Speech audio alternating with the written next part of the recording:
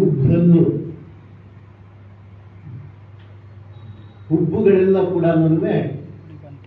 ಹೆಚ್ಚು ಕಡಿಮೆ ನಂತರ ಬೆಳ್ಳಗಾಗುವುದು.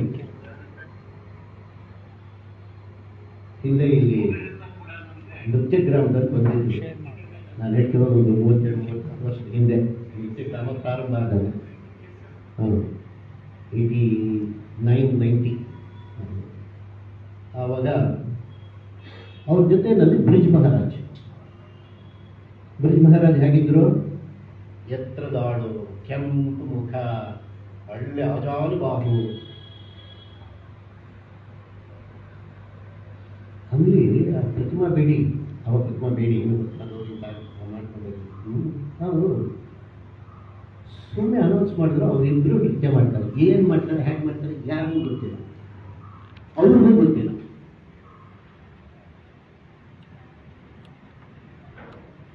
ಪಕಾವಾಸ ನಾನು ಶುರು ಮಾಡಿದ್ರು. ಡಾನ್ಸ್ ಮಾಡ್ತಾ ಹೋದ್ರು. ಎಲ್ಲರಿಗೂ ಗೊತ್ತಾಗೋಯ್ತು ಅಲ್ಲಿ ಕೆಲವು ಜನ ಮಹಾಪಾತ್ರ ಅವರು ರಾಧೆ ಆಗಿದ್ರು, ಬ್ರಿಜ್ ಮಹಾರಾಜ್ ಕೃಷ್ಣ ಆಗಿದ್ರು.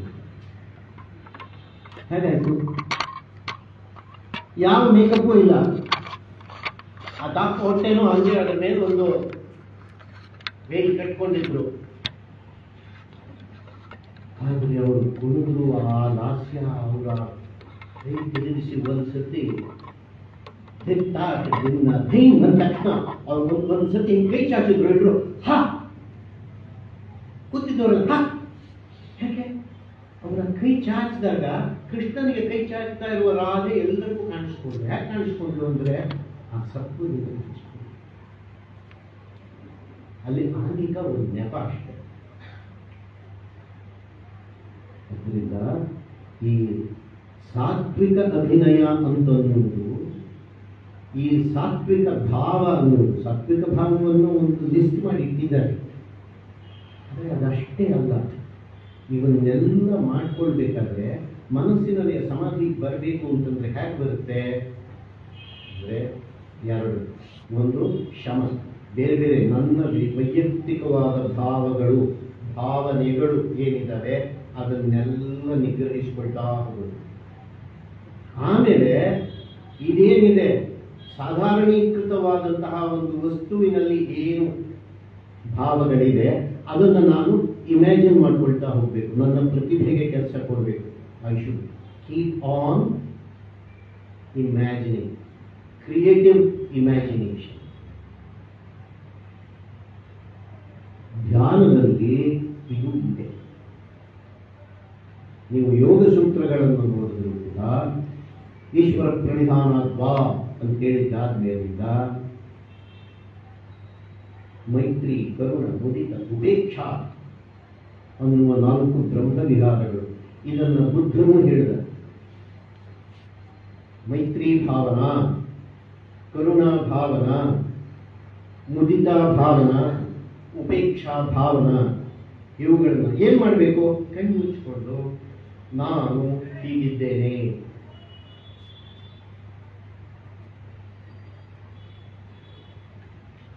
ಅಹಂ ಅವೈರವು, ನಾನು ವೈರವಿಲ್ಲದವರು. ಅದರಿಂದ ವೀರದ ರೂಪಗಳು ಏನೇನು ನಾನು ಏನು ಮಾಡಬೇಕು ಅಂತ ಏನು ಬರುತ್ತೋ ಅದನ್ನೆಲ್ಲ ಇಮ್ಯಾಜಿನ್ ಮಾಡ್ಕೊಂಡು ಕಾಣಿಸ್ತೀವಿ. ಆಮೇಲೆ ಬೇರೆಯವರು, ಇಂಥವರು, ನನಗೆ ಬೇಕಾದವರು, ಇವರು ವೈರವಿಲ್ಲದೆ ಇರೋರಾಗಲಿ. ಯಾರಾದ್ರೂ ಯಾಕೆ ವೈರಕ್ಕೆ ಹೋಗ್ತಾರೆ ಅಂದರೆ ಅವರು ಸುಖವಾಗಿ ಇಲ್ದಿರೋದ್ರಿಂದ. ಅದರಿಂದ ಅವರು ಸುಖವಾಗಿರಲಿ, ದೈಹಿಕವಾಗಿ ಸುಖವಾಗಿರಲಿ, ಮಾನಸಿಕವಾಗಿ ಸುಖವಾಗಿರಲಿ ಅಂತ ಭಾವಿಸ್ಕೊಳ್ತಾ ಹೋಗೋದು. ಹೀಗೆ ತನಗೆ ಬೇಕಾದವ್ರನ್ನ, ಆಮೇಲೆ ತನಗೆ ಬೇಕಾದವರು ಅಲ್ಲ, ಬೇಡವಾದವರು ಅಲ್ಲ, ನ್ಯೂಟ್ರಲ್ ಆಗಿರೋರನ್ನ, ಆಮೇಲೆ ತನ್ನ ವೈರಿಗಳ ಬಗ್ಗೆನೂ ಕೂಡ to smile at the enemy. ಆಮೇಲೆ ಪ್ರತಿಯೊಬ್ಬರಲ್ಲಿಯೂ ಕೂಡ ಇಂಥ ಭಾವನೆಯನ್ನು ನಾನು ಮನಸ್ಸಿನಲ್ಲಿ ಹೇಳ್ಕೊಳ್ತಾ ನನ್ನ ಸತ್ವ ವೃದ್ಧಿಯಾಗುತ್ತೆ. ಆದ್ರೂ ನಾನು ಕೆಣ್ಬಿಟ್ಟು ಬೇರೆಯವ್ರನ್ನು ನೋಡಿದಾಗಲೂ ಕೂಡ ನನಗೆ ಇವ್ರು ಹೊಡಿಬಾರ್ದು ಅಂತ ಅನಿಸುತ್ತೆ. ಬುದ್ಧ ಒಬ್ಬ ಅಂಗುಲಿಮಾಲನನ್ನು ಗೆಲ್ಲುವುದು ಹೀಗೆ. ಅಂಗುಲಿಮಾಲನನ್ನು ನೋಡಿ ಅವನು ಹೊಡಿತಾನೆ, ಭಯ ಪಟ್ಟು ಓಡ್ ಹೋಗ್ತಾ ಇದ್ದಾಗ ಮೈತ್ರಿ ಭಾವನೆಯನ್ನ ಮಾಡ್ತಾ ಇದ್ದಂತಹ ಬುದ್ಧ ಅವನು ನೋಡಿದಾಗ ಏನಾಗುತ್ತೆ, ಅಂಗುಲಿಮಾಲನಲ್ಲಿ ಹೊಡೆಯೋಕೆ ಆಗಿರಲ್ಲ. ಇದು ನಿಜ ಜೀವನದಲ್ಲಿ. ನಾಟಕದಲ್ಲಿಯೂ ಕೂಡ, ಅಂದರೆ ನಾನು ಅಭಿನಯಿಸಬೇಕಾದರೂ ಕೂಡ ನಾನು ಇಂತಹ ಭಾವನೆಗಳನ್ನ ಅಭ್ಯಾಸ ಮಾಡಿಕೊಳ್ಳೋದಕ್ಕೆ ಈ ದೇಶದ ಪರಂಪರೆಯಲ್ಲಿ ಯೋಗ ಸೂತ್ರವೇ ಆಗಿರಲಿ, ಬುದ್ಧನ ಮೇತ್ತಾ ಸೂತ್ರವೇ ಆಗಲಿ, ಇಂಥ ಕಡೆಗಳಲ್ಲೆಲ್ಲ ಇದನ್ನು ಅಭ್ಯಾಸ ಮಾಡಬೇಕು ಅಂತ ಹೇಳಿ, ಇದು should become A part of the curriculum. ಮತ್ತೆ ಹಾಗೆ ಮಾಡಬೇಕಾದದ್ದು ಇದೆ. ಅದರ ತತ್ವ ಏನು ಅನ್ನೋದನ್ನು ಭರತನಾಟ್ಯಶಾಸ್ತ್ರದಲ್ಲಿ ಹೇಳಿದ್ದಾನೆ. ಅದರಿಂದ ನಾಟ್ಯ ಶಾಸ್ತ್ರವೂ ಹೌದು, ನಾಟ್ಯ ಯೋಗವೂ ಹೌದು. ಹೀಗೆ ಮಾಡುವಂತಹ ಯೋಗದ ಉಪಯೋಗ ಏನಾಗಿರುತ್ತೆ ಅಂದರೆ ಇದೇ ಒಂದು ಉಪಯೋಗ. ಅವಾಗಲೇ ಹೇಳ್ತಾರೆ, ಯಾಕೆ ಸಂತೋಷವಾಗಿರ್ತೀರಿ ಅಂತ ಯಾರು ನಾವು ಕೇಳೋಕ್ಕಾಗಿಲ್ಲ. ಬೇರೆ ಏನೇನೋ ಯಾಕೆ ಮಾಡ್ತೀರಿ ಅಂತ ಕೇಳ್ಬೋದು. ಯಾಕೆ ಸಂತೋಷವಾಗಿರ್ತೀರಿ? ಸಂತೋಷವಾಗಿರೋದೇ ನಮ್ಮ ಧರ್ಮ. ಆದರೆ ಈ ಸಂತೋಷವನ್ನು ಹಲವು ಮೂಲಗಳಿಂದ ಪಡೆದುಕೊಂಡು ಅದರ ಕೆಟ್ಟದ್ದು ವೀರ, ಭಯಾನಕ, ಬೀಭತ್ಸ, ರೌದ್ರ, ಕರುಣ ಇವುಗಳನ್ನೆಲ್ಲ ಪಡ್ಕೊಳ್ಳೋ ತರಹ ಇರುತ್ತವೆ. ಆದರೆ ಅದು ನಿಜವಾಗಿಯೂ ನಾನು ಅದಕ್ಕೋಸ್ಕರ ಒಬ್ಬ ಟೆರರಿಸ್ಟ್ ಆಗಬೇಕಾಗಿಲ್ಲ. ಭಯಾನಕವನ್ನ ಒಬ್ಬ ಟೆರರಿಸ್ಟ್ ಆಗಿ ನಾನು ಆಸ್ವಾದಿಸಬಾರ್ದು.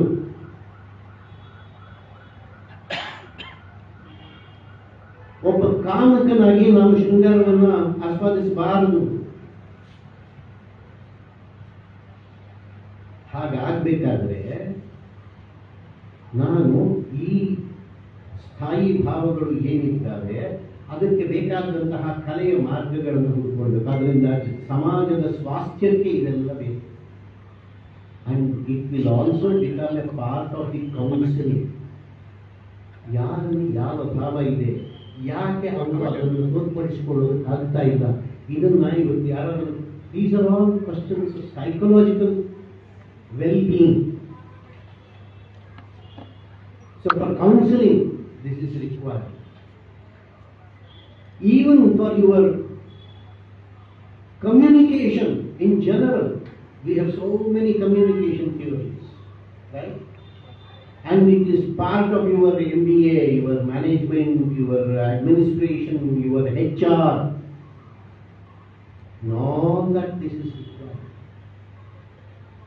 And this can be cultivated by actors. And they can become all these things. They can become counselors. They can become HR refiners. ಅದರಿಂದ ಭಾರತ ಇದರ ತತ್ವವನ್ನು ಹೇಳ್ತಾನೆ. ಇನ್ನು ಅನೇಕ ತಾತ್ವಿಕವಾದ ಅಂಶಗಳಿದ್ದಾವೆ ಹೇಳೋದಕ್ಕೆ ಇವತ್ತು ಟೈಮ್, ನಾನು ಅಂದ್ಕೊಂಡಿದ್ದ ಟೈಮ್ನಲ್ಲಿ ಮೊದಲ 1 ಗಂಟೆ ಬರ್ತದೆ. ಅದರಿಂದ ಅಷ್ಟು ಭಾಗವನ್ನು ಬಿಟ್ಬಿಟ್ಟು ಮುಖ್ಯವಾಗಿ ಆ ವ್ಯಭಿಚಾರಿ ಭಾವಗಳ ವಿಷಯವನ್ನು ಹೇಳಬೇಕಾಗಿತ್ತು. ವ್ಯಭಿಚಾರಿ ಭಾವ ಅಂತ ಏನು ಅಂತೀವಿ, ಆ 33 ಲಿಸ್ಟನ್ನು ಕೂಡ ಬೇಕಾದ್ರೆ ನೀವು ಹಾಕಬಹುದು. ಇವುಗಳನ್ನೆಲ್ಲ ನೋಡಿದಾಗ ಈ ಭಾವ ಅನ್ನುವುದು ಅಭಿನಯದ ಜೊತೆಗೂ, ಭಾವ ಅನ್ನುವುದು ರಸದ ಜೊತೆಗೂ ಸಂಬಂಧಪಟ್ಟುಕೊಂಡ ಹಾಗೆ, ಈ ಅಭಿನಯ ಅನ್ನುವುದು ಬೇರೆ ಬೇರೆ ಕಮ್ಯುನಿಕೇಶನ್ ಸ್ಕಿಲ್ಸ್ ಜೊತೆಗೆ ಸಂಬಂಧಪಟ್ಟುಕೊಂಡ ಹಾಗೆ, ರಸ ಅಂತನ್ನುವುದರ ಕಡೆಗೆ ನಾವು ಹೋದಾಗ it is not just catharsis. Catharsis is only one level. ಪಾಶ್ಚಾತ್ಯರಲ್ಲಿ ಅಂದರೆ ಗ್ರೀಕರಿಂದ ಬಂದಂತಹ ಕೆಥಾರ್ಸಿಸ್ ಅನ್ನೋದು ದೇಶದಲ್ಲಿ ಬಂದಿದ್ದಾರೆ. ಅಂಥವ್ರ ಎದುರುಗಡೆ ಹೇಳೋದಕ್ಕೆ ನಮಗೆ ಭಯ ಆಗುತ್ತೆ. ಯಾಕಂದರೆ ಅವರು ಅಂತಂದರೆ ಆ ವಿಷಯಗಳೆಲ್ಲ ಚೆನ್ನಾಗಿ ಮುರಿದವರು. ಈ ಕೆಥಾರ್ಸಿಸ್ ಅಂತನ್ನುವುದು ಗ್ರೀಕರಲ್ಲಿ ಎಲ್ಲರೂ ಒಂದ್ಸತಿ ಸೇರಿಸಿ, ಎಲ್ಲರೂ ಒಂದ್ಸತಿ ಹತ್ತು ಬಿಡೋಕ್ಕೆ, ದುಃಖ ಪಟ್ಕೊಳ್ಳೋಕ್ಕೆ, ಬೇಸರ ಪಟ್ಕೊಳ್ಳೋಕ್ಕೆ, ನಮ್ಗೆ ಕೋಪ ಬಂದಿರೋದು ತೋರ್ಪಡಿಸ್ಕೊಳ್ಳೋಕ್ಕೆ ಎಲ್ಲ ದೇವರ್ trying to find a vent, ಹೊರ ಬಾಗಿಲನ್ನು ಅದಕ್ಕೆ ತೆಗೆದಿಡೋದಕ್ಕೆ ಪ್ರಯತ್ನ ಪಡ್ತಿದ್ರು. ಆದರೆ ನಮ್ಮಲ್ಲಿ ಇದನ್ನು ಒಂದು ಪಾಕವಾಗಿ ಮಾಡಿ ಬದಲಾಯಿಸ್ಕೊಳ್ತಾ ಇದ್ದೀವಿ. ನನ್ನೊಳಗಡೆನೇ ಇರುವಂಥದ್ದನ್ನು I change the chemistry of, and it is an organic one. It is an organic one in both the sense that it belongs to our organs, as also it is organic in the sense it is A live interaction. ಆದ್ದರಿಂದ ಇವಾಗ ಇವರು ಕೇಳಿದ್ರಲ್ಲ, ನಿಮ್ಮ ಹೆಸರು ರಾಜು ಕೇಳಿದ್ರಲ್ಲ, ಎರಡು ನಾಟಕ ನೋಡಿದೆ, ಇದರದ್ದು ಶೃಂಗಾರ ಇತ್ತು, ಅದರದ್ದು ಶೃಂಗಾರ ಇತ್ತು, ಅದಕ್ಕೆ ಹೌದು, ಯಾಕೆಂದ್ರೆ each one is an organic creation. ಅದರಿಂದ ಗೊತ್ತಿರುತ್ತೆ. ಅಷ್ಟೇ ಅಲ್ಲ, ಪ್ರತಿ ಕ್ಷಣವೂ ಕೂಡ ಅದು ಬೇರೆ ಬೇರೆ. ನಿನ್ನೆ ನೋಡಿದ ನಾಟಕವೇ ಇವತ್ತು ನೋಡಿದಾಗ ಅವರು ನಿನ್ನೆ ತರಹಾನೇ ಇವತ್ತು ಮಾಡಿದ್ರೆ ದೇ ಆರ್ ನಾಟ್ ರಿಯಲ್. ಇವತ್ತು ನಾನು ಮಾಡುವಾಗ ಇವತ್ತು ನಿನ್ನೆ ಪಾಠ ಮಾಡಿದ ಹಾಗೆ 50 ವರ್ಷ ಪಾಠ ಮಾಡಿದ ಹಾಗೆ 51ನೇ ವರ್ಷಕ್ಕೂ ನಾನು ಪಾಠ ಮಾಡಿದ್ರೆ ನಾನು ಮೇಷ್ಟ್ರೇ ಅಲ್ಲ, ಸೇರ್ಬೇಕಾಗುತ್ತೆ ಅಲ್ವಾ? ಮತ್ತು ನಾನು ಪಾಠ ಮಾಡ್ತಾ ಇರುವಾಗ ಯಾರಿಗೆ ಮಾಡ್ತಾ ಇದ್ದೀನಿ, ಯಾರನ್ನ ನೋಡಿದಾಗ ನಿಮ್ಮಿಂದ ನನಗೂ ಒಂದು ಕಮ್ಯುನಿಕೇಶನ್ ಇದೆ. I interact with you. ಅದರಿಂದ ಈ ಭಾವ ಅಂತ ಅನ್ನೋದು ಸ್ವಂತ ಭಾವನೆಯಿಂದ ಒಂದು ಭಾವಕ್ಕೆ ತೆರಿಗೆ, ಆ ಭಾವಗಳನ್ನು ಒಂದು ಕ್ರಿಯೇಟಿವ್ ಇಮ್ಯಾಜಿನೇಷನ್ ಪ್ರತಿಭೆಯಲ್ಲಿ ಬೆರೆಸಿ ಅದನ್ನು ರಸವಾಗಿಸಿ ಇಡೀ ಅನುಭವದ ವಿಧಾನಗಳನ್ನು ಬದಲಾಯಿಸೋದಿದೆಯಲ್ಲ, ಅದರಿಂದ ಆನಂದ ಪಡೆಯೋದಿದೆಯಲ್ಲ, ಅದನ್ನು ಹೇಳಿದ್ದೇ ಭರತನ ಬಹಳ ದೊಡ್ಡ ಕೊಡುಗೆ. ಇಂತಹ ಅನೇಕ ಭರತರು ಇದ್ದಾರೆ. ಯಾಕೆಂದರೆ ಭರತ ಅಂದರೆ ಆಕ್ಟರ್ ಅನ್ನೋದು. ಭಾರತವು ನಮಗೆ ಜೀವಂತವಾಗುವುದು ಭಾರತದಿಂದ, ಅಂದರೆ ನಟರಿಂದ. ಆದ್ದರಿಂದ ನಟರು ಹೊರಗಡೆ ಯಾರೋ ಬೇರೆ ಒಂದು ಸ್ಪೀಸೀಸ್ ಅಲ್ಲ, ನಮ್ಮಲ್ಲೇನೆ ಈ ನಾಟ್ಯ ಯೋಗಕ್ಕೆ ತೊಡಗಿಕೊಂಡವರು ಭಾರತ.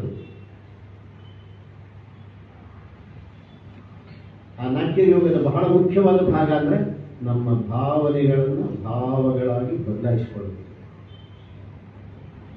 ಅದರಿಂದ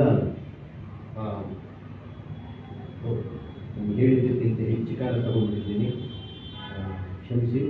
ನೀವು ಇನ್ನೂ ಏನಾದರೂ ಪ್ರಶ್ನೆಗಳಿದ್ದರೆ ಅಥವಾ ಪ್ರಶ್ನೆಗಳೇ ಆಗಬೇಕು ಅಂತಿಲ್ಲ, ನಿಮ್ಮ ಅಭಿಪ್ರಾಯಗಳಿದ್ದರೆ ಅಥವಾ ನಿಮ್ಮ ಟೀಕೆಗಳು ದಯವಿಟ್ಟು ಕೇಳಿದ್ರೆ very very useful for me.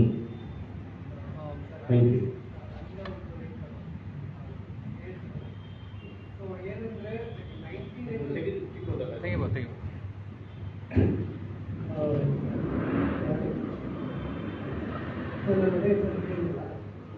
ನಾಟಕದಲ್ಲಿ ಡಿಫ್ರೆಂಟ್ ಅಂತ ಹೇಳಿದ್ರಲ್ಲ, ಸೊ ಇವಾಗ ನೀವು ಸ್ವಲ್ಪ ಹಳ್ಳು ಕೇಳಿದ ತಕ್ಷಣ ನಿಮಗೆ ಹಳೆ ನಾಟಕ ತುಂಬ ಇಷ್ಟ ಆಗುತ್ತೆ ಅಲ್ವಾ? ಇಲ್ಲ, ನಾನು ಮೊನ್ನೆ ನಾಟಕ ಯಾಕೆ ಅಬ್ಸರ್ವ್ ಮಾಡಿದ್ರೆ, ನಾನು 2 ನಾಟಕದಲ್ಲಿ ತುಂಬ ಅಬ್ಸರ್ವ್ ಮಾಡಿದೆ ಇಷ್ಟೇ. ಸೊ ವೆಂಕಟೇಸ್ವಾಮಿ ಕಥಾಪ್ರಸಂಗದಲ್ಲಿ ಆಲ್ಮೋಸ್ಟ್ ತುಂಬ ಓಲ್ಡ್ ಪೀಪಲ್ಸ್ ಕಮ್ಮಿ ಬೈದರು, ಓಕೆನಾ? ಇನ್ನು ವೆಸ್ಟರ್ನ್ ನಾಟಕ ಅಂತ ಬಂದಾಗ ನಮ್ಮಲ್ಲಿ ಯೂಸ್. ಸೊ ತುಂಬ ಜನ ಲೈಕ್ ನಾಟ್ಯಶಾಸ್ತ್ರನೆಲ್ಲ ತುಂಬ ಫಾಲೋ ಮಾಡ್ತಾರೆ. ಸೊ ನಾವು ಡೈಲಿ ಈಗ ನಾನು ಲೈಕ್ ಸ್ಟೂಡೆಂಟ್ ಆದ್ದರಿಂದ ಸೊ ನಮ್ಮ ನಾಟ್ಯಶಾಸ್ತ್ರ ನಾವು ಹೇಗೆ ಇನ್ವಾಲ್ವ್ಮೆಂಟ್ ಮಾಡ್ತೀವಿ. ಸೊ ಡೈಲಿ ನಾಟ್ಯಶಾಸ್ತ್ರಕ್ಕೆ ಇನ್ವಾಲ್ವ್ ಮಾಡ್ಕೋಬೇಕಾದ ಅವಶ್ಯಕತೆ ಇಲ್ಲ. ಮತ್ತು ನಾಟ್ಯಶಾಸ್ತ್ರ ಅಂದ್ರೆ ಒಂದು ಗ್ರಂಥ ಹೌದು, ಆದರೆ ಬರೀ ಗ್ರಂಥ ಅಷ್ಟೇ ಅಲ್ಲ. This is A living tradition. The only thing is you have to connect yourself to that living tradition. ಈಗ ವೆಂಕಟೇಸ್ವಾಮಿ ಕಥಾ ಪ್ರಸಂಗ ಇದೆಯಲ್ಲ, ಅದನ್ನು ಬರೆದವರು ಯಾರು ಗೊತ್ತಾ? ನನ್ನ ಬಹಳ ಆತ್ಮೀಯ ಗೆಳೆಯ ಎಚ್ ಎಸ್ ಶಿವಪ್ರಕಾಶ್. ಅವರು ಅದನ್ನು ಬರೆಯುವಾಗ ಈ ಮಂಟೇಸ್ವಾಮಿಯ ಕಥೆ ಹೇಳುವಂಥವರು ನೀಲ್ಗಾರರು ಹೋಗ್ತಿದ್ದಾರೆ. ಆ ನೀಲ್ಗಾರರ ಜೊತೆಲ್ಲ ಹೋದಾಗ ನಾನು 1-2 ಸತಿ ಹೋಗಿದ್ದೀನಿ. ಅವಾಗ ಅವರಿಗೆ ಇದು ಈ ತರಹ ನಾಟಕ ಆಗುತ್ತೆ ಅಂತ ಗೊತ್ತಿರಲಿಲ್ಲ. ಆದರೆ ಅವರಲ್ಲಿ ಅದು ಒಂದು ಬೇರೆಯೇ ನಡೀತಾರೆ. ಯಾಕೆಂದರೆ ಅದು ಅದರಿಂದಲೇ ಈ ಸಾಮಾಜಿಕ ಅನುಭವ ಅಂತ ಬಂದಿದೆ, community experience. But in a city you lose the community experience. ಇದನ್ನು ನಾವು ಹೊರಗಡೆಯವರಾಗಿ ನೋಡ್ತೀವಿ. ನೀವು ಶನಿಮಹಾತ್ಮನ ಕಥೆ ನೋಡಿದ್ದೀರಾ? ನಾಟಕ ನೋಡಿದ್ದೀರಾ? ನೀವು ನೋಡಿದ್ರು ಕೂಡ ಅಲ್ಲಿ ಶನಿ ಮಹಾತ್ಮ ಕೊನೆಯವರೆಗೂ ಬರೋದೇ ಇಲ್ಲ. ಸಿನಿಮಾತ್ಮ ನಾಟಕದ ಹೀರೋ ಯಾರು?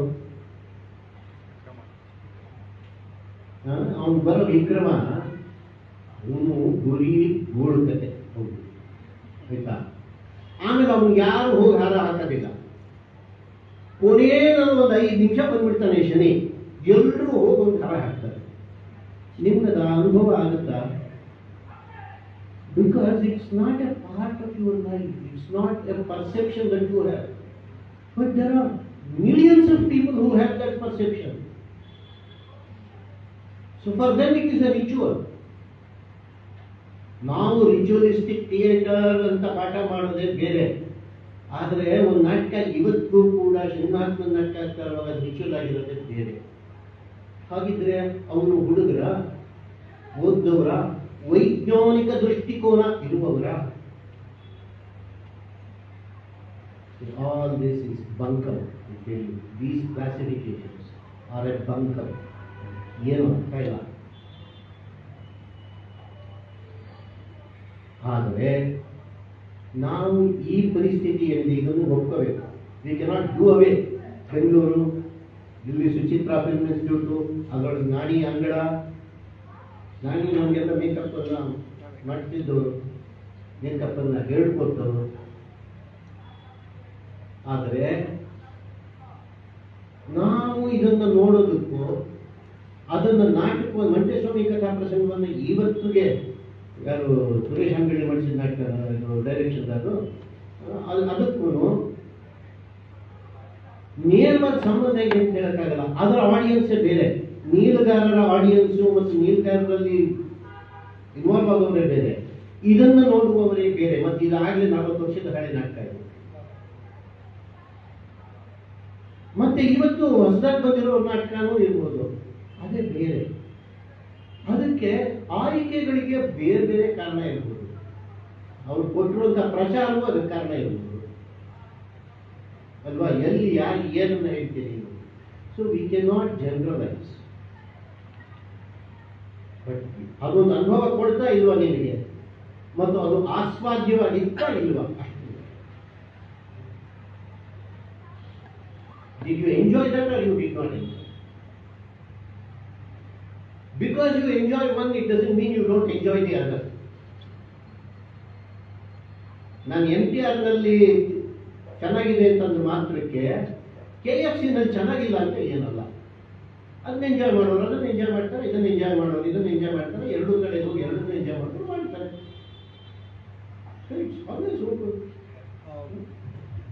ಒಂದು ಅಂದರೆ ವರ್ಕ್ಶಾಪಲ್ಲಿ ನಾವೇನು ತಿಳ್ಕೊಂಡ್ವಲ್ಲ ಈ ಭಾವ ಮತ್ತು ರಸಗಳನ್ನು, ಇದನ್ನು ಒಂದು ಬ್ರೇಕ್ ಡೌನ್ ಥ್ರೂ ಒಂದು ಇವಾಗ ಷಟ್ಪದಿ ಒಂದು ಲಿಟ್ರೇಚರ್ ಬರೆಯೋರು ಅವ್ರ ಭಾವಾರ್ಥ ಹಿಂಗಿರುತ್ತೆ, ಅದನ್ನು ಆರ್ಟಿಸ್ಟ್ ಆಗಿ ಅದನ್ನು ಹಿಂಗೆ ಚೇಂಜ್ ಮಾಡ್ತಾರೆ. ಅದರದ್ದೊಂದು ಪ್ರಯೋಗ ಆಗ್ಬೋದಾ? ನಾನೊಂದು ಷಟ್ಪದಿ ಹೇಳಿದಾಗ ಅದರಲ್ಲಿ ಬರುವಂಥ ಭಾವರಸಗಳನ್ನು ನಾವು through the scope of Natyashastra ಮಾಡಬಹುದಾ ಅಂತ ಇವಾಗ ಇಫ್ ಯು ಕ್ಯಾನ್. ನನಗೆ ಎರಡು, ಒಂದು ಆ ಕವಿ ಬರೆದಾಗ ಅವನಿಗೇನಿತ್ತು ನನಗೆ ಗೊತ್ತಿಲ್ಲ, ಆದರೆ ಕವಿಗೆ ಒಂದು ಭಾವ ಇದೆ ಹೇಳಿದ್ದಾರೆ. ಅದನ್ನು ನಾನು ಇವತ್ತು ಓದ್ತೀನಿ ಅಂತಂದ್ರೆ ನನಗೆ ನನ್ನ ಈ ಎಲ್ಲ ಪರಿಸರದ ಜೊತೆಗೆ ಅದಕ್ಕೊಂದು ಅರ್ಥ ಹುಡುಕ್ತಾ ಇರ್ತೀನಿ. ಹೌದಾ? ನನ್ನ ಅರ್ಥ see there is a continuous process of translation. ನನಗೆ ನನ್ನ ಭಾಷೆಗೆ, ನನ್ನ ಇವತ್ತಿನ ಭಾಷೆಗೆ ಅದನ್ನು ಅನುವಾದ ಮಾಡ್ಕೊತಾ ಇರ್ತೇನೆ. ಹಾಗೆ ಮಾಡ್ಕೊಳ್ಳುವಾಗ ಅನುಭವದಲ್ಲಿ ಎಲ್ಲಿ ಸಾಧಾರಣೀಕರಣ ಇದೆ ಅಥವಾ ಇಲ್ಲ ಅನ್ನೋದು ಮುಖ್ಯ. ಮತ್ತು ಎರಡನೇದೇನು ಅಂದರೆ, ಯಾವುದೋ ಒಂದು ಪದ್ಯವನ್ನು ಕೊಟ್ಟು ನೀವು ಕ್ಷಮಿಸಬೇಕು, ಅವರು ಡಾನ್ಸರ್ಸ್ ಇಲ್ಲಿರೋರು, ನಾವು ಸಾಮಾನ್ಯವಾಗಿ ರಸಾಭಿನಯ ಅಂದ ತಕ್ಷಣ ಭಯಾನಕ ಅಲ್ವೇ?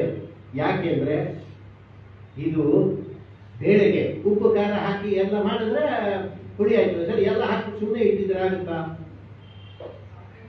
ಪಾಕ ಹಾಕಿ ಅದರಿಂದ ಯಾವುದೋ ನೀವು ಒಂದು ಪದ್ಯ ಹೇಳಿದ್ರೆ, ಒಂದು ಷಟ್ಪದಿಯನ್ನು ಹೇಳಿದ್ರೆ ತಿಳ್ಕೋಣ. ಕೂಡರೆಂಬೇನೆ ವಿಶಾಲಮತಿಗಳು ಯಥಾರ್ಥ ಭಾಷಣ ಭೀತ ಚೇತನರಲ್ಲ ಅಂತ ಕೇಳಿದ್ರು. ಯಾರು? ದ್ರೌಪದಿ. ಏನನ್ನ ಹೇಳ್ತಾ ಇದೆ ಅದು? ಅವಳು ಕೋಪವನ್ನು ಹೇಳ್ತಿದೆ. ಮೇಡಮ್ ಅದು ಮಾಡಕ್ ಹೋಗಿದ್ರು ಅವಾಗ ಅಲ್ವಾ? ಆದರೆ ಅವನು ಯಾರನ್ನ ಕೇಳ್ತಾನೆ? ಕೂಳರೆಂದೇನೆ ವಿಶಾಲಮತಿಗಳು. ನಿಮಗೆಲ್ಲ ಬುದ್ಧಿ ಇಲ್ಲ ಕಾಣಲ್ಲ, ನೀವೆಲ್ಲ ಬಹಳ ಬುದ್ಧಿವಂತ. ಯಥಾರ್ಥ ಭಾಷಣ ಭೀತ ಚೇತನರಲ್ಲ, ಇರೋದನ್ನ ಇದ್ದಕ್ಕೆ ಹೇಳೋದಕ್ಕೆ ನಿಮ್ಗೆ ಯೋಗ್ಯತೆ ಇಲ್ಲ, ಹೆದರ್ಕೊಳ್ತಾ ಇದ್ದೀರಿ. ಇಲ್ಲಿರೋ ಒಬ್ಬ ದುರ್ಯೋಧನ, ಒಬ್ಬ ದುಶ್ಯಾಸನ, ಇಲ್ಲಿ ಭೀಷ್ಮ, ಪುರುಷ, ದ್ರೋಣ, ಗುರು, ಕೃಪಾ, ಆಚಾರ್ಯ ಕತೆ ಕೇಳ್ತಾ ಇದ್ದಾರೆ. ನಿಮಗೂ ಭಯನ? ಇರೋದನ್ನ ಇದ್ದಕ್ಕೆ ಹೇಳೋಕ್ಕಾಗೋದಿಲ್ಲ. ಯಾರ ಮೇಲೆ ಕೋಪ ಮಾಡ್ಕೊತಾ ಇದ್ದಾರೆ ಅವಳು? ಅವ್ರು ಕೋಪ ಮಾಡಿಕೊಂಡು ಯಥಾರ್ಥ ಭಾಷಣ ಭೀತ ಚೇತನರಲ್ಲ, ನೀವೇ ಹೆದರ್ಕೊಂಡಿದ್ದೀರಲ್ಲಯ್ಯ. ಆದರೆ ನಾನು ಒಂದು ಕಡೆಗೆ ಇರೋದನ್ನ ಇನ್ನೊಂದು ಕಡೆಗೆ ತೆಗೆದುಕೊಂಡು ಹೋದರೆ, ನೋಡಿ ಪರವಾಗಿಲ್ವಾ, ಇನ್ನೊಂದು 5 ನಿಮಿಷ ಪ್ರಶ್ನೆ ಇದನ್ನ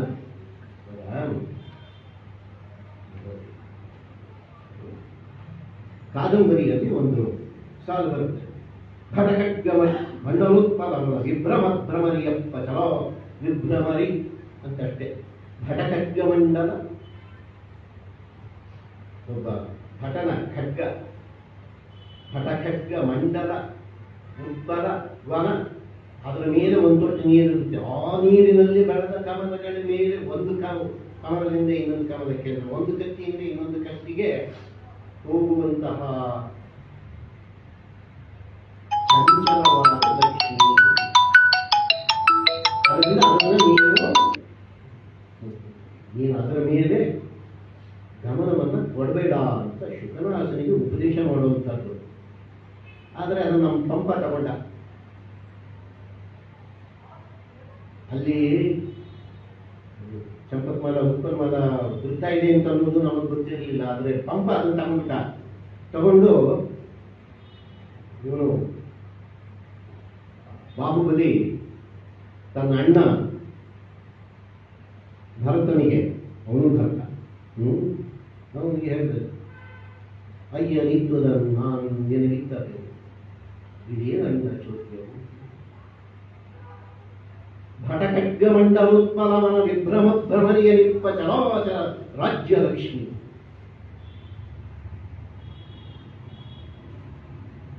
ಅಲ್ಲಿ ಕಾಂಟೆಕ್ಸ್ಟ್ ಬೇರೆ, ಇಲ್ಲಿ ಕಾಂಟೆಕ್ಸ್ಟ್ ಬೇರೆ.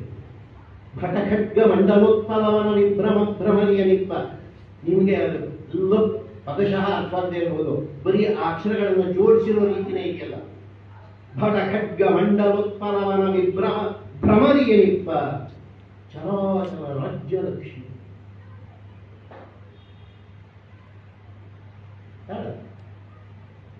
ಮತ್ತದು ಯಾವಾಗ ಮಾಡ್ತಾ ಇದ್ದಾನೆ ಅದನ್ನ?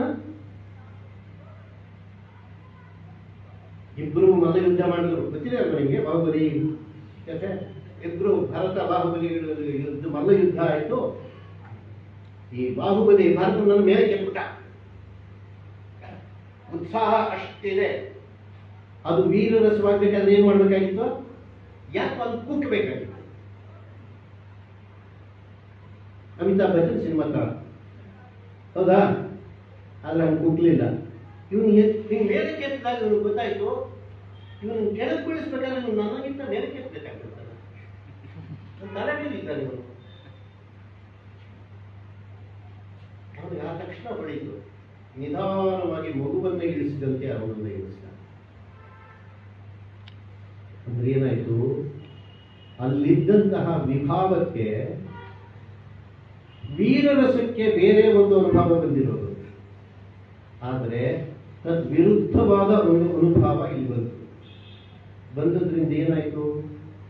ನಿಮಗೆ ವೀರರಸ ಉತ್ಪತ್ತಿ ಆಗಲಿಲ್ಲ, ಬದಲಿಗೆ ಏನಾಯ್ತು? ಶಾಂತರಸ.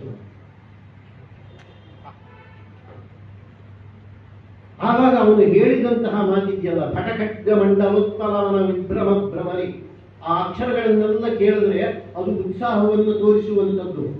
ಆದರೆ ಆ ಉತ್ಸಾಹವು ವೈರಾಗ್ಯಕ್ಕೆ ಕಾರಣವಾಯಿತು, ವೀರಕ್ಕೆ ಕಾರಣವಾಗಲಿಲ್ಲ.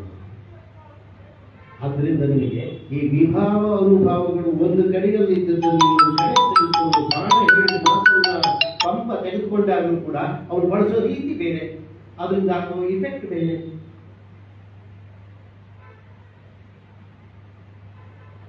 ಆದ್ರೆ ಮೂಲದಲ್ಲಿ ಇದ್ದಂತಹ ಆ ಅಕ್ಷರಗಳ ಭಾವ ಇದೆಯಲ್ಲ, ಅದು ಉತ್ಸಾಹದ ಭಾವ. ಹೌದಾ? ಯಾಕೆ ಓಜೋಗುಣ ಪ್ರಭಾವ ಅಂತ ಹೇಳ್ತಾರೆ ಗುಣಗಳನ್ನ ಹೇಳುವಾಗ, ಆ ಓಜೋಗುಣಯುಕ್ತವಾದ ಮಾತುಗಳು. ಹೀಗೆ ನಾವು ಪ್ರತಿಯೊಂದು ಕಡೆಯಲ್ಲೂ ನೋಡ್ಬೋದು. ಇದನ್ನು ಇದಕ್ಕೆ ಹೇಳಬೇಕು, ನಮ್ಮ ಪಂಪನಿಗೆ ಹೇಳಬೇಕು, ಕಾದಂಬರಿಗೆ ಬರೆದ ಬಾಣನಿಗೆ ಹೇಳಬೇಕು, ಕುಮಾರವ್ಯಾಸನಿಗೆ ಹೇಳಬೇಕು ಅಷ್ಟೇ ಅಲ್ಲ, ಶೇಕ್ಸ್ಪಿಯರ್ಗೂ ಹೇಳಬೇಕು.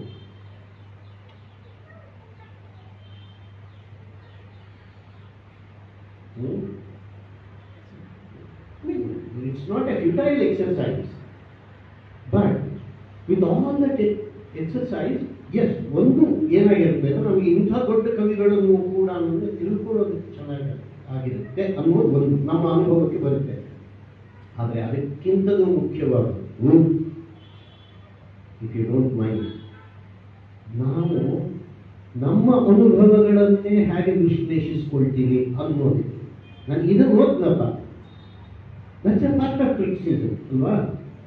ನಾನು ಇಂಥದ್ದು ಓದಿದೆ ಅಥವಾ ಇಂಥ ನಾಟಕ ನೋಡಿದೆ, ನನಗೆ ಇದು ಯಾಕೆ ಚೆನ್ನಾಗಿದೆ ಅಂದರೆ ನಾನು ಅದರಲ್ಲೂ I must become aware of my feelings on seeing a particular form of art. ಅದು ಸತ್ಯ. I hope I have answered. ನಾನಂದ್ರೆ ಐ ವಾಸ್ ವಿತ್, ಇವಾಗ ನಾವು ರಾಘವಾಂಕ ಪಂಡಿತರದು ಇದು ಮಾಡ್ತೀವಿ, ಅದು ಸತ್ಯ ಹರಿಶ್ಚಂದ್ರ ಮಹಾಕಾವ್ಯ. ಅದರಲ್ಲಿ ಎಮೋಷನ್, ಒಂದು ಹಂದಿಗೆ ಒಂದು ಬಾಣ ಬಿದ್ದಿರೋದನ್ನ ವಿಶ್ಲೇಷಣೆ ಮಾಡ್ತಾರೆ ಯಾರು, ಲಿಟ್ರೇಚರ್ ರೈಟ್, ರಾಘವಾಂಕ. ಅದ್ರಲ್ಲಿ ಹೇಳ್ತಾರೆ, ನೀಡು ಸರದೊಳು ಇಳಿ ಹುಸುರು ಹೊಯ್ವಳ್ಳೆ ಡೆಂಡೆನಿಸುವಡಿ ಹನಿವ ಬೆಮರು ಮರುಮನೆ ಗಂಡ ಬಾಣಂಗಳೆಡೆಯಿಂದ ಸುರಿವ ಬಿಸಿ ನೆತ್ತರು ಏರುಗಳ ವೇದನೆಗಾರಿದರೆ ಮುಚ್ಚುವ ಕಡೆಗಂಗಳ್ ಅರಳ್ವನ ಸಾಪುಟಂ ಬಲಿದು ನೊರೆ ಇಡುವ ಕಟವಾಯ್ ಕುಸಿದ ತಲೆ ಸುಖಿದ ದರ್ಪ ಹುರಿ ಹೊಡೆದ ರೋಮಂ ತೂಗಿ ತೊನೆದು ಮೈಮರೆವ ಹಂದಿಯಂ ಕೌಶಿಕಂ ಕಂಡನು. ಅದ್ರ ಕಂಟಿನ್ಯೂಷನ್ ಅಲ್ಲೇ ಶುರು ಮಾಡ್ತಾರೆ. ಅಂದ್ರೆ ಭಾವ ಎಷ್ಟು ಚೇಂಜ್ ಆಗ್ತದೆ ಅಂದ್ರೆ, ಮುನಿಗೆ ಹೊಲೆ ಯಾವುದು, ಅತಿಕೋಪ, ಬಗ್ಧದ್ವೇಷ, ಅನಿಮಿತ್ತ ವೈರ, ಅದರಿಂದಾಗಿ ಹುಟ್ಟಿದರು ವನಿತೆಯರು ಕೊನೆಗೆ ಹೊಲತಿಯರಾಗಿ ಕೆಲಸಾದಿನೆಂದು ಬೆಸನಾವುದು ಎಂದರು. ಅಂದ್ರೆ ಸೆನ್ಸ್ ಆಫ್ ಹ್ಯೂಮರ್ ಎಷ್ಟು ವೇರಿಯೇಷನ್ ಚೇಂಜ್ ಆಗ್ತದೆ. ಮುನಿಗೆ ಹೊಲೆ ಯಾವುದು ಅಂದ್ರೆ just what you explain. I think this we never compare it with the Natyashastra and get this emotions. ಅಂದ್ರೆ ಈ ಭಾವಗಳಾಗ್ಲಿ ಅಥವಾ ಮೂರು ಅಂಶಗಳನ್ನು ನೀವು ನೋಡಬೇಕು. ಒಂದು, ಈ ಹರಿಶ್ಚಂದ್ರ ಕಾವ್ಯದಲ್ಲಿ ಕೌಶಿಕನನ್ನ ಅವನನ್ನು ಹೊಗಳ್ತಾ ಇಲ್ಲ ಆಕ್ಚುಲ್ ಆಗಿ. ನಿನಗೆ ಹೊರೆ ಯಾವುದು? ನಿನಗೆ ಕೋಪ. ಆದರೆ ಆ ಕೋಪ ಎಂಥದ್ದಲ್ಲ, ಒಂದು ಚುಪ್ಸರ ತರಿಸುವಂತಹ ಹಂದಿಯ ಸ್ಥಿತಿಯನ್ನು ತೋರಿಸ್ತಾ ಇದೆ. ಕಟವಾಗಿ ಜೊಲ್ಲು ಸೂಚಿಸ್ತಾರೆ, ರಕ್ತ ಹೊರಕ್ಕೆ ಸೂಚಿಸ್ತಾರೆ. ಯಾರಾದ್ರೂ ಹಂದಿನ ಯಾಕೆ ಹೊಡಿತಾರೆ? ತಿನ್ನೋದು ಹೊಡಿತಾರೆ. ಇವನು ತಿನ್ನೋದು ಹೊಡಿತಾರೆ ಅಲ್ಲ. ಅಂದ್ರೆ ಇವನ ಕ್ರೌರ್ಯವನ್ನೇ ಹೇಳ್ತಾ ಇದೆ. ಕ್ರೌರ್ಯವೂ ಒಂದು ಭಾವ, ಆದರೆ ಆ ಕ್ರೌರ್ಯಕ್ಕೆ ಮುಂದೆ ಆಗುವಂಥದ್ದೆಲ್ಲ ಇದೆಯಲ್ಲ, ಒಂದು ಆಪತ್ತಿನ ಸಂತತಿ ಮುಂದೆ ಆಗೋದನ್ನೆಲ್ಲ ಕೂಡ ಇದರಲ್ಲಿ ಅವನಿಗೆ.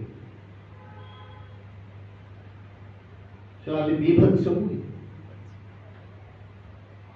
ಭಯಾನಕವೂ ಇದೆ, ಕ್ರೌರ್ಯ ಇದೆ. ಮತ್ತೆ ಇದೆಲ್ಲದನ್ನ ಹೇಳಿಕೊಂಡು ಅವನನ್ನು ಪ್ರಶ್ನಿಸುವಂತಹ ವೈರಾಗ್ಯದ ಶಾಂತದ ಮಾತುಗಳಿಗೂ ಧ್ವನಿ ಇದೆ. ಧ್ವನಿಯನ್ನು ನೇರವಾಗಿ ವಾಚ್ಯವಾಗಿ ಹೇಳುವಂಥದ್ದಲ್ಲ ಅಲ್ವಾ? ಅದರಿಂದ ಅವನು ಆ ಬರೀ ಹಂದಿಯ ವರ್ಣನೆಯನ್ನು ಅಷ್ಟೇ ಇಟ್ಕೊಂಡು ನೋಡಿದ್ರೆ ಅದೊಂದು, ಆ ಹಂದಿಯ ವರ್ಣನೆಯನ್ನು ಕೌಶಿಕನ ಜೊತೆಯಲ್ಲಿ ಇಟ್ಕೊಂಡು ನೋಡಿದ್ರೆ ಇನ್ನೊಂದು. ಅದರಿಂದಲೇ ಇವನಿಗೆ ಅದು ವಿಭಾವ, ಮತ್ತೆ ಅದು ಇನ್ನೊಂದು ಅನುಭವಕ್ಕೆ ಅದು ವಿಭಾವ. So there is a chain of ವಿಭಾವಸ್ ಅಂಡ್ ಅನುಭವ.